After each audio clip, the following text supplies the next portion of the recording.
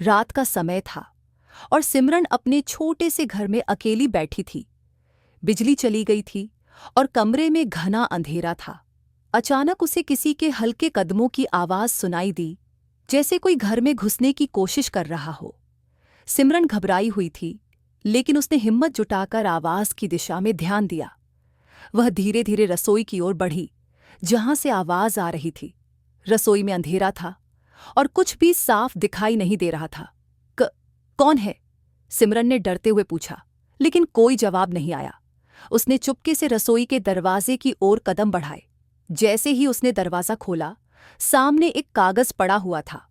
कागज़ पर लिखा था, "तुम अकेली नहीं हो।" सिमरन का दिल धड़कने लगा।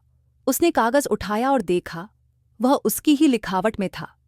फिर उसकी याद आई, वह कागज़ कुछ दिन पहले उसने अपने बिखरे हुए विचारों को लिखकर फेंका था।